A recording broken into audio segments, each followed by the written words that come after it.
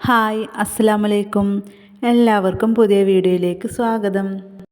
ഇന്നത്തെ നമ്മുടെ video easy ആയിട്ട് നമുക്ക് പാൽപ്പായസം തയ്യാറാക്കുന്ന വീഡിയോ ആയിട്ടാണ്.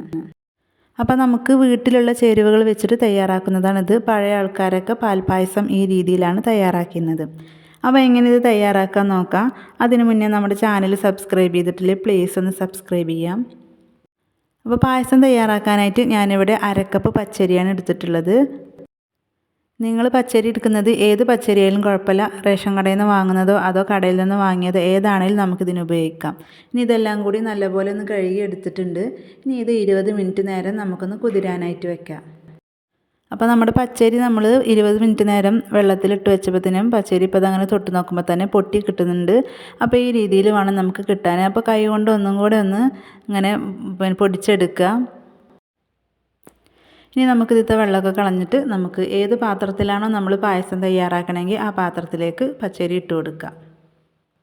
നമ്മൾ എടുക്കുന്ന പാത്രം കുറച്ച് കട്ടിയുള്ളതായിരിക്കണം, അല്ലെങ്കിൽ ഇത് അടി പിടിക്കാൻ ചാൻസ് ഉണ്ട്. ഇനി നമ്മൾ ഇതിലേക്ക് ഒരു 2 കപ്പ് വെള്ളം ഒഴിച്ചു കൊടുക്കുക. ഞാനിവിടെ 1/2 കപ്പ് പച്ചരിക്ക് 2 കപ്പ് വെള്ളമാണ് ഒഴിച്ചു കൊടുത്തിട്ടുള്ളത്. ഇനി നമുക്ക് ഫ്ലെയിം ഓണാക്കിയതിന് ശേഷം ഒന്ന് കുക്ക് ചെയ്തെടുക്കാം. 3/4 ഭാഗം കുക്കായി കിട്ടിയാൽ മതി. അപ്പോൾ പച്ചരിയെല്ലാം ഇവിടെ കുക്കായി കിട്ടിയിട്ടുണ്ട്. അപ്പോൾ അത് നമുക്ക് കറക്റ്റ് പരുവത്തിൽ കിട്ടിയിട്ടുണ്ട്. വെള്ളമൊക്കെ നല്ലപോലെ വറ്റിയിട്ടുണ്ട്. അടുത്തതായി നമ്മളിതിൽ ചേർത്ത് കൊടുക്കുന്നത് പാലാണ്. പാല് നല്ല ചൂടോടുകൂടെ തന്നെ ഒഴിച്ചു കൊടുക്കണം. ആദ്യം കുറച്ച് ഒഴിച്ചു കൊടുത്തിട്ട് ഒന്ന് മിക്സാക്കി എടുക്കുക.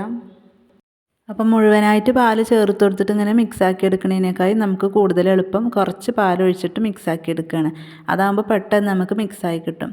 ഇനി നമുക്ക് ബാക്കിയുള്ള പാലും കൂടി ഇതിലേക്ക് ഒഴിച്ചു കൊടുത്തിട്ട് നല്ലപോലെ ഒന്ന് മിക്സാക്കി എടുക്കണം.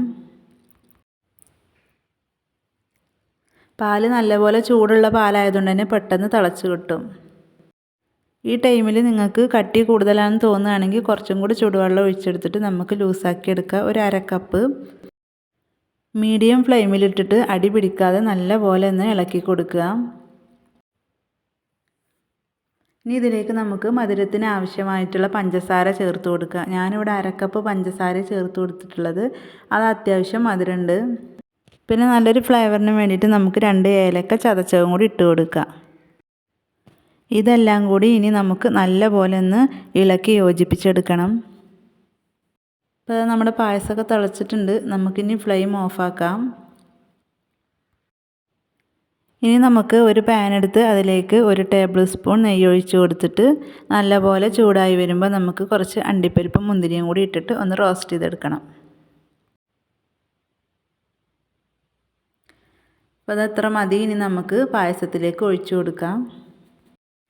ഇനി നന്നായി ഒന്ന് ഇളക്കി യോജിപ്പിച്ചെടുക്കാം. അപ്പോൾ അത്രയേ ഉള്ളൂ, നമ്മുടെ പാൽപ്പായസം ഇവിടെ റെഡി ആയിട്ടുണ്ട്. അപ്പോൾ വളരെ സിമ്പിളായിട്ട് വീട്ടിലുള്ള ചേരുവകൾ വെച്ചിട്ട് തയ്യാറാക്കിയെടുക്കാൻ പറ്റുന്ന ഈ ഒരു പാൽപ്പായസത്തിൻ്റെ റെസിപ്പി എല്ലാവരും ഒന്ന് ട്രൈ ചെയ്ത് നോക്കണം. ഇത് കാണുമ്പോൾ തന്നെ അറിയാം, നല്ല ഭംഗിയാണ് കാണാൻ, നല്ല വെള്ള കളറിൽ. അതുപോലെ തന്നെ കുടിക്കാനും നല്ലൊരു ടേസ്റ്റാണ്. അപ്പോൾ ഇത് അത്യാവശ്യം ചൂടുണ്ട്. ഇനി ചൂടാറി കഴിഞ്ഞിട്ടുണ്ടെങ്കിൽ ഒന്നും കൂടെ ഒന്ന് തിക്കായി കിട്ടും. അപ്പോൾ നമുക്ക് കറക്റ്റ് പരുവായിട്ട് കിട്ടും. അപ്പോൾ കുട്ടികൾക്കും വലിയവർക്കും ഒരുപോലെ ഇഷ്ടപ്പെടുന്ന ഈ ഒരു പാൽപ്പായസത്തിൻ്റെ റെസിപ്പി തീർച്ചയായിട്ടും നിങ്ങളൊന്ന് ട്രൈ ചെയ്ത് നോക്കണം. അപ്പോൾ നമ്മുടെ വീഡിയോ ഇഷ്ടപ്പെട്ടാൽ ലൈക്ക് ചെയ്യുക, ഷെയർ ചെയ്യുക, അതുപോലെ തന്നെ കമൻറ്റ് ചെയ്യുക.